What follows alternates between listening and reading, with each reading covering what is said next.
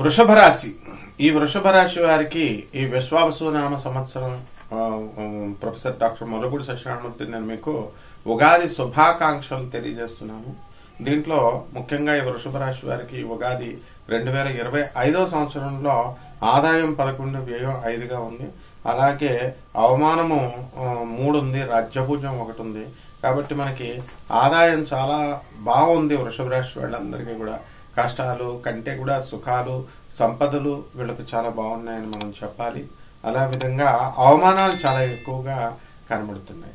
కాబట్టి ఈ అవమానాలు వాళ్ళు ఉన్నటువంటి వాళ్ళు మీకు అవతల వాళ్ళు ఖర్చు పెడితేనే కదా మీ బంధువులు మీరు అంతా కూడా మీ బంధువులకి ఇస్తేనే కదా మీకు వచ్చేది. కాబట్టి వీళ్ళకి ఇవ్వలేనప్పుడు మిమ్మల్ని తిట్టుకుంటారు. ఇది న్యాచురల్. కాబట్టి వృషభ రాశి వారందరికీ కూడా మీకు 1 ఉందండి.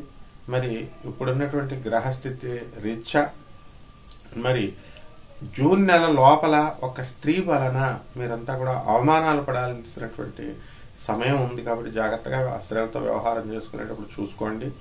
అలాగే ఈ వృషభ రాశి వారికి చక్కగా మనము ఆదాయాలలో అనేక రకమైనటువంటి వ్యాపారాలు, కొత్త వ్యాపారాలు స్టార్ట్ చేయాలని ఆలోచిస్తూ ఉంటారు. కొత్త వ్యాపారాలు ప్రారంభిస్తారు. మరి ఈ యొక్క మే 30 దాటిన తర్వాత మనకి ఆ తారీఖు నుంచి మనకి రాహువు మనకి ఎక్కడికి వెళ్ళిపోతున్నాడండి, మీనరాశి నుంచి కుంభరాశి సంచారం జరుగుతుంది. అలాగే కేతువు మనకి కన్యారాశి నుంచి మనకి ఈ యొక్క సింహరాశికి సంచారం జరుగుతోంది. కాబట్టి ఈ విధంగా మనకి ఈ రాశి వాళ్ళందరూ కూడా అనుకున్న పనులు అనుకున్నట్టు సాధిస్తారు. ప్రభుత్వం నుంచి అనేకమైనటువంటి లాభాలు మీకు కలుగుతాయి. కుజుడు మనకి మే ఎండింగ్ వరకు కూడా మనకి పరిస్థితి బాగుండలేదు. మరి కుజస్తంభన యోగంలో కుజుడు మిథున రాశి సంచారము, కర్కాటక రాశిలో నీచపట్టి ఉండడం ఇవన్నీ కూడా జరుగుతున్నాయి. కాబట్టి మీకు ఈ వృషభ రాశి వాళ్ళంతా కూడా రియల్ ఎస్టేట్ రంగంలో ఉన్నటువంటి వాళ్ళకి అంతగా బాగుండదు. ఈ రియల్ ఎస్టేట్ వ్యాపారం నోటి వరకు వచ్చి ఆగిపోతుంది అనుకునేటటువంటి వాళ్ళకి కాస్త కొంచెం కదులుతుంది. ఇక ఈ యొక్క వృషభ రాశి వారికి అందరికీ కూడా సభల్లో సన్మానాలు, సినీ సంగీత సాహిత్య రంగాలలో రాణింపులు, గౌరవాలు ఇవన్నీ వస్తాయి. అండ్ సినిమా రంగంలో ఉన్నటువంటి వాళ్ళందరికీ కూడా ఆడవాళ్ళకి లేడీ డామినేటెడ్ నయనతార ఇలాంటి వాళ్ళంతా కూడా మీరు ఎక్కువగా సాధించుకుని మీరు రికార్డ్గా ఎక్కువ ధనాన్ని అక్యుములేట్ చేయడం ఇలాంటివన్నీ కూడా జరుగుతాయి. మగవాళ్ళ కంటే ఆడవాళ్ళ స్త్రీ సంపాదన ఎక్కువగా ఉంటుంది ఈ సంవత్సరం. అలాగే ఈ యొక్క వృషభ రాశి వారంతా కూడా రైతులు మరి బ్రహ్మాండంగా సంపాదించడం అనేటటువంటి జరుగుతాయి. మరి గత సంవత్సరంతో పోల్చుకున్నట్లయితే రైతుల యొక్క ఆదాయం కొంచెం తక్కువనే చెప్పాలి. అండ్ చేస్తున్నటువంటి వృత్తి చోట ఎక్కడైతే అక్కడ కొంచెం గొడవలుగా ఉండడము, పని ఒత్తిడి ఎక్కువగా ఉండడము, ఆ తర్వాత ఇలాంటివన్నీ కూడా జరుగుతాయి.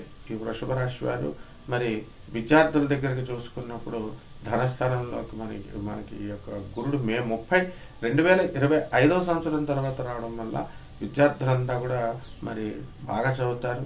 తర్వాత మళ్ళీ కుజుడు ఈ యొక్క గురుడు ఎప్పుడైతే మనకి కర్కాటక రాశి సంచారం చేస్తాడో అప్పుడు కొంచెం కష్టపడి ఎక్కువ చదవాల్సినటువంటి అవసరం ఉంది. లేకపోతే కనుక ఫెయిల్ అయిపోవడానికి అవకాశాలు ఉంటాయి.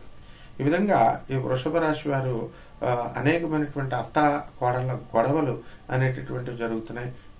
ముందుగా ముఖ్యంగా అత్తలకు చెప్పేది ఏంటంటే మీరు కోడళ్ళ విషయాల్లో, కొడుకుల కాపరాల విషయాల్లో దయచేసి మీకు వేలు పెట్టొద్దు. అలాగే ఈ కొడుకులు ఎవరైతే ఉన్నారో బుద్ధిహీనులు, వీళ్ళంతా కూడా ప్రతిదీ చిన్నది కూడా తల్లికి చెప్పడం, అలాగే అక్కడ మళ్ళీ తల్లి చెప్పింది పిల్లలకి చెప్పడం, వీటి వల్ల మరి గొడవలు అవడానికి అవకాశాలు ఉన్నాయి.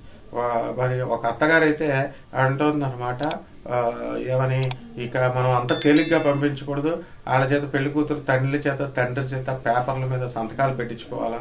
ఈ విధంగా ఈ మధ్య తరగతి వాళ్ళకందరికీ కూడా వీళ్ళకి ఇదే ఉంటుందన్నమాట ఆలోచన. అంటే పని పాట లేక గిల్లి కజ్జాలు పెట్టుకోవడము, ఎవరి పనులు వాళ్ళు చేసుకోలేరా మీరు? కాబట్టి ఈ పనులు దీనివల్ల ఏమవుతుందంటే కాగితాల సంతకాలు ఎంతవరకు వెళ్ళింది, మీరు చెప్పేది వాళ్ళు బాగానే ఉన్నారు. మీకు కొంతమంది అత్తగారులకు వృషభ రాశి వాళ్ళకి ఎలాగో మొగుళ్ళు లేరు, వదిలేసిన వాళ్ళు ఉన్నారు, చచ్చిపోయిన వాళ్ళు ఉన్నారు. మీరు మీ పిల్లల భవిష్యత్తు కూడా ఎందుకు పాడు చేస్తారు? మీరు అలా పెడితే సంతకాలు పెడితే వాళ్ళు ఊరుకుంటారా? యుగోస్ వచ్చి వీళ్ళు విడిపోరా? ఇలాంటివన్నీ కూడా తప్పుడు సలహాలు అసలు అత్తగారులు ఎవరు కూడా ఇవ్వద్దు అసలు. ఇలాంటి విషయాల్లో మీ పని మీరు చూసుకోండి. అలాగే కోడళ్ళు కూడా మీకు చదువుకున్న గాడిదలు మీరు కొంతమంది ఏంటంటే అత్తగారులను ఒకలాగా చూడటం, తల్లులను ఒకలాగా చూడటం, భర్తలతో ఇగోలు పెట్టుకోవడం, ఇవన్నీ కూడా చేస్తున్నారు. అండ్ భర్త చెప్పేది వినకుండా మీరు పరామగాలతో మీకు ఎందుకు ఫోన్లు ఇవన్నీ కూడా.